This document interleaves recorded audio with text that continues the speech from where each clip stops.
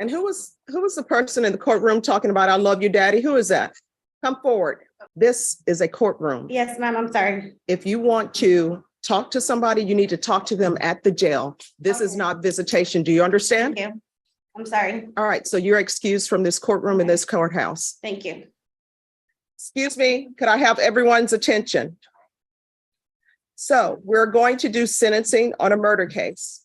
I realize that sometimes cases, people are very emotional, but that is not going to happen in this courtroom. If there is any outburst from anyone, you will be escorted not only from this courtroom, but from the courthouse. There is to be no video, cell phone taking in this courtroom by any parties in the gallery. Does everyone understand? If people cannot follow those rules, you will be escorted out of the courthouse in this courtroom. All right, the court is going to call 2019 CR 10921, State of Texas versus Brandon Guzman. Could I have parties announced for the record for the state? Jason Garrahan and Daniel Escobar, Your Honor. Defense? Robert Maurer for defendant. Are you Mr. Guzman? Yes, ma'am. All right, the defendant went to jury trial on the charge of murder. He entered a plea of not guilty, and he was found guilty by jury. We're here for sentencing today. Have both parties had a chance to review the PSI report? State? Yes, Your Honor. Defense? Yes. Any objections to the PSI report? State? Not from the state, Your Honor. Defense? No. State, any witnesses for punishment? Yes, Your Honor. All right, state, call your first witness. If neither party has any opening statements, we'll proceed with testimony.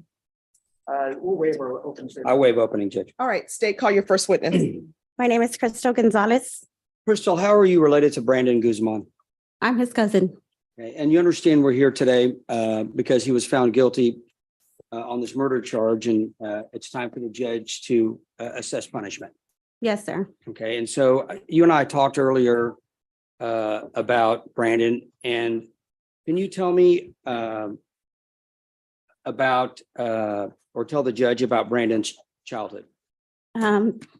He lived a very hard childhood. I can relate to that because I did too. And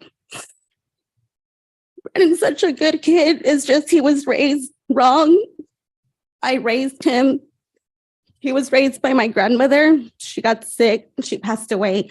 And so he was adopted. He was in foster care and he got adopted by a family member. So, you know, his mother was never there for him growing up. Okay, and I believe you said he had been in and out of foster care, Right. correct? And there were issues in his childhood that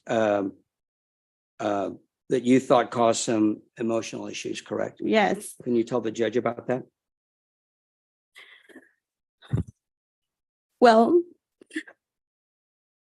we were all molested by our grandfather, and I was too. And I feel like we never got the help we needed, and he didn't either. And he looked up to my grandma so much, the one that raised her, and she passed away, and she was no longer here to be there for him. And he just went, you know, he made wrong decisions and went the wrong path. Thankfully, I didn't, because I had like my kids to look up to. But So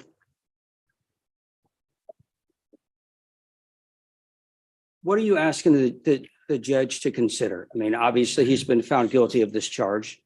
I know that we all pay for what we do, but I just ask that you give him a lighter sentence due to his past and him having he was lost. He doesn't have his mother. She gave him up. She's still not even around to be there right now that he's incarcerated. I mean, I was there for so long, but I ended up having my kids, and I mean, I could be there for him. And it was just his childhood, and he wasn't he didn't have any guidance at the time, and he was lost, hanging around with the wrong people. And I just ask that I know that he has to pay for what he did. But if you can find it in your heart, and I know God, he will have his judgment day, and he would have to pay, and he would only have to answer to him. But I ask that you just give him a life sentence. All right. Thank you, Crystal. I pass the witness. State? May I proceed, Your Honor? Yes. Thank you. Ms. Gonzalez, He has oh, some sorry. questions. And so you're cousins to Mr. Guzman, is that correct? Yes, And so were y'all raised together? we were raised together. My grandmother raised both of us. And let me ask you, when did your grandmother pass away? How old were you, rather? I was, oh my God, I don't remember. You don't remember, but you're not much older than your cousin, are you? He's 27 years old right now. I am 34. You're 34? Okay. And have you murdered anybody? No, Okay. How many children do you have? I have 5. 5 children. And let me ask you, you want them to have somebody to look up to, is that right? Right. And is this person that was just convicted of murder a person that you think that would be a good person to look up to? No. Okay, thank you. No further questions, Your Honor. No, nothing further. All right, thank you so much. Defense, call your next witness. Judge, I call Safa Guzman. All right, Safa Guzman, can you raise your right hand? Do you swear testimony you give will be the truth and nothing but the truth, so help you God? All right, you can lower your hand. Make sure you keep your voice up so the court reporter can hear. And if you could state your name and spell it for the record, please. Hi, my name is Safa Guzman. Can you tell the court your relationship to Brandon? I am his sister. Okay, and we heard Crystal talk about Brandon's childhood, and I assume you were in the same situation, correct? Yes, sir. Is Brandon older than you? Yes, sir. And I guess Crystal talked about the situation in in y'all's childhood involving your grandfather. Do you believe that had an effect on Brandon's behavior and how he acted later on in life? Of course it did. Did you or any of your family ever get counseling? No, And I assume no criminal charges were ever filed. No. And the grandfather in question is now deceased, correct? yes, sir. And after y'all's grandmother died, were y'all eventually adopted by an aunt? Yes, Okay, but y'all have had no contact with your birth mother. we did every now and then. Okay, but not for a long time, or it was intermittent. We couldn't. She was hard to handle. Okay. We talked about Brandon, and when you talked to me about Brandon as a brother and the Brandon you saw. Did you ever notice a time when you thought Brandon's behavior began to change, and that you were concerned that he was maybe hanging with the wrong people or running with the wrong crowd? Yes, Did you ever try to talk to him about that? no, But you're younger by what you said, 4 years, is that correct? 5 years apart. 5 years apart. And what would you like to ask the judge to consider in regard to his sentence? You understand he was convicted, and all we're here for today is the judge to determine what his sentence is. I understand what his sentence is. I would just ask to be reduced. He has a child to attend to. He has a family that loves him. We miss him. He's done 4 years, like 99 years, really too much. Okay, so you're just asking the judge to take into consideration his childhood and the problems he had in assessing whatever sentence she gives him. If she would, please. Okay, I pass the witness. All right, State. Thank you, Your Honor. Actually, I think I misstated the defendant's age earlier, so I'd like to correct that. How old are you, ma'am? I'm 18, 18, and do you know how old your brother is? 23. 23. Thank you. I stated earlier 27, so that was incorrect. I want to correct that. I have one question for you. If a family member of yours was shot in the face, how many years would you like that person that shot them in the face to get? Not a lifetime. Not a lifetime? What would you like them to get? Mm. 5 to 30 years. 5 to 30 years.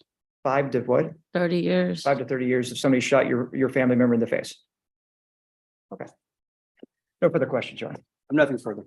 All right, you may be excused. Defense, call your next witness. I'd like to call Felicity Soto. All right, Felicity Soto, can you raise your right hand? Do you solemnly swear or affirm the testimony you give will be the truth and nothing but the truth to help you out? I do. All right, you can lower your hand, state your name for the record. Please keep your voice up and spell it. So, Felicity Soto. Felicity, tell us how you related to Brandon. I'm his cousin. Okay, and we've heard testimony from Crystal and Safa about their experiences as children. Were you raised in the same house with them? Yes, we all were. And I take it you suffered the same situation they did in regard to your grandfather? That is correct.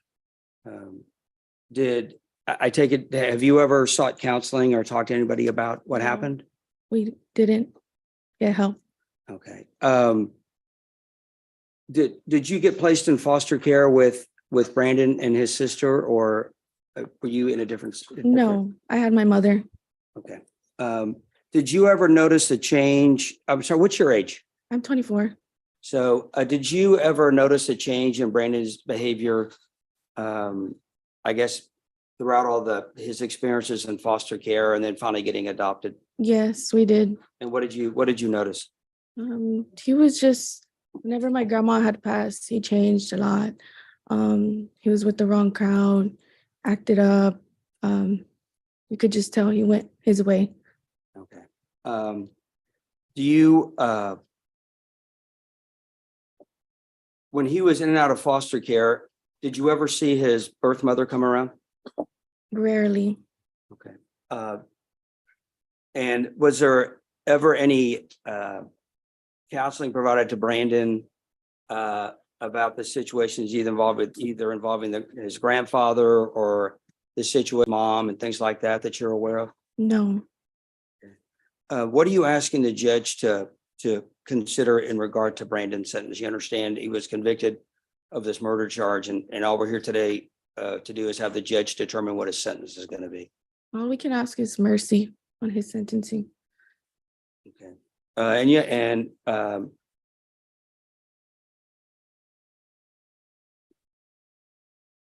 obviously there's a family involved on the other side, right? That is grieving and hurt by the situation. I'm sure you understand Yes. their perspective, right? You're Yes. just asking the judge to consider some sort of leniency.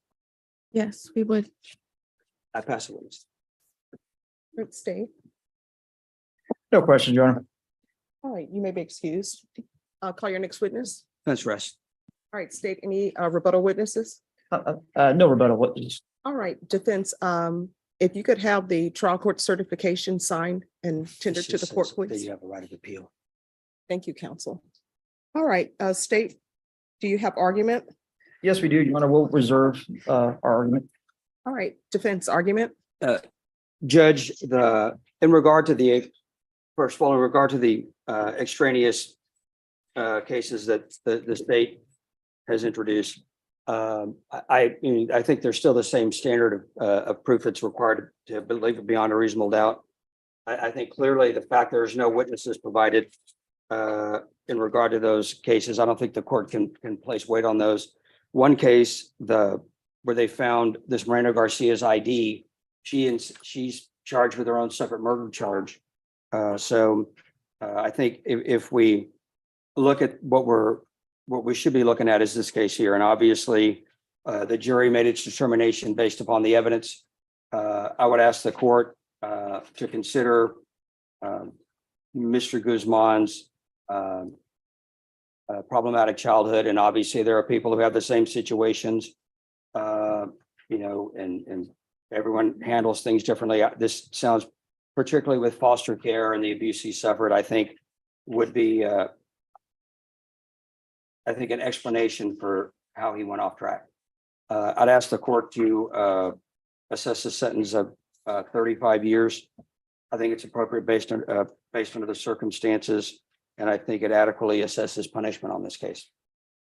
All right, state. Yes, Your Honor.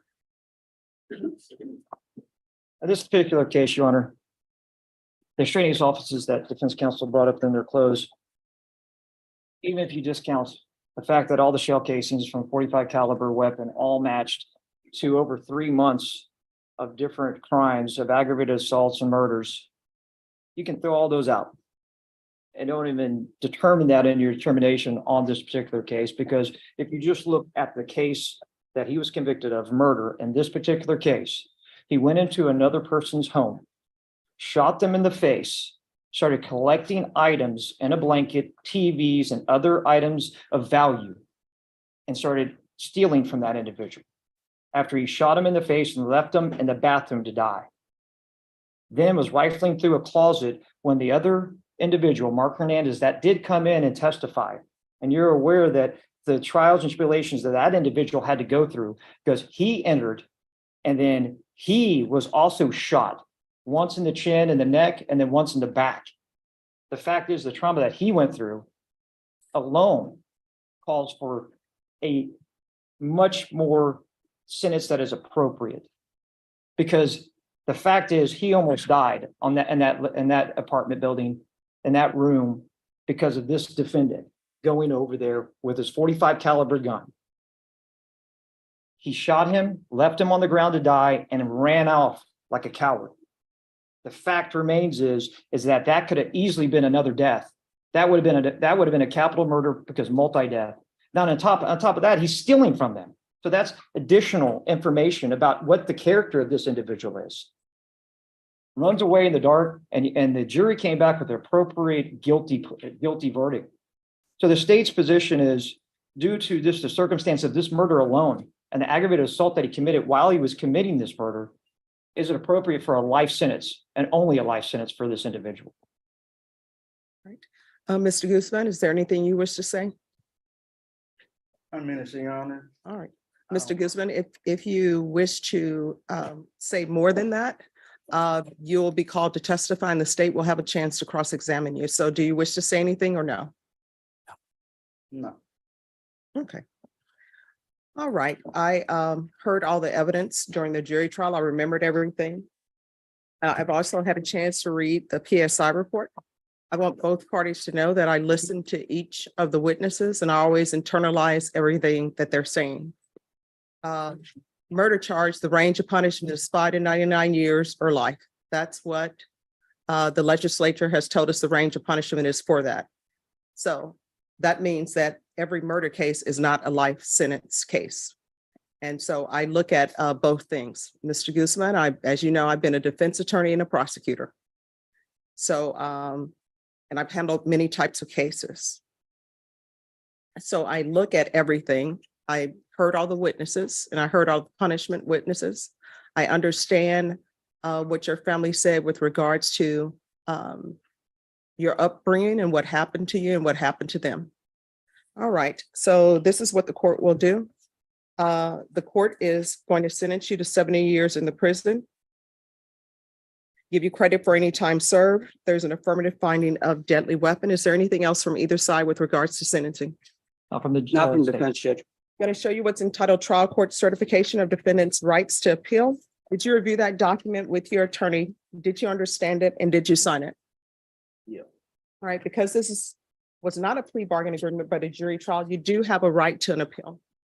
All right, and Mr. Maurer, with regards to any appeals, are you going to be handling the appeal? No, Judge, I'm going to file a notice of appeal and motion to withdraw. All right, so Mr. Guzman, what will end up happening is there will be an attorney appointed to you unless you hire one for purposes of your appeal. So we'll make sure that that's done.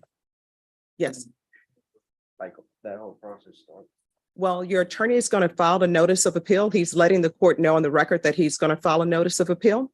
Then as soon as that's filed, what will end up happening is an attorney will be chosen from the will to handle the appeal. The court reporter will be asked to prepare a record for that.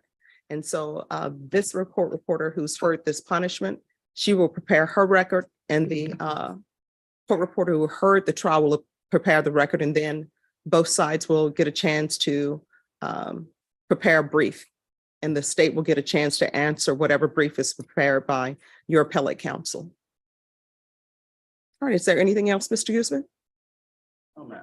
All right, state, is there any victim impact? Let me check. Yes, there is, Your Honor. All right, Mr. Guzman, my understanding is there's going to be someone who will speak to you. I require that everyone treat everyone with respect, so they're going to treat you with respect. Just listen to what they have to say. Brandon, I know you don't care that much, otherwise you wouldn't be here today. Me and my siblings had a rough upbringing, just like any normal human being. Sometimes, something I just want you and your family and the court obviously to know, my brother would have never done this to you or your family or to anyone for that matter. Because although we had a rough childhood, we still had a lot of respect and compassion. I'm not saying I hate you. I wish you the worst. I just hope you understand what agony and grief you brought to my family. With such pain, it becomes an addiction, and a lot of my family members use alcohol or drugs to cope with the loss of my big brother. I hope you take this time to reflect on what type of human you have been in this world. And I truly pray you feel remorse, not just for yourself, but regret that you took an innocent life. My mother's only son, Justin Matthew Lawrence. And I hope my words aren't just words to you. See, my older sister has 3 girls, and they state all the time how much they miss their uncle or could have spent more time, make more memories with him. I just had a daughter. My brother will never get to meet her. Our kids were supposed to grow together, and now my brother will never have a bloodline. I just want you to understand you traumatized our family, and it's something you shouldn't just glorify. You ruined your own life just as much as you ruined ours. I came here from Nebraska thinking this would be our family's closure yet. We are still left with many questions. You know what you have done. Let it eat you alive until you aren't content with yourself. I come from the same spot. I grew up in the projects too.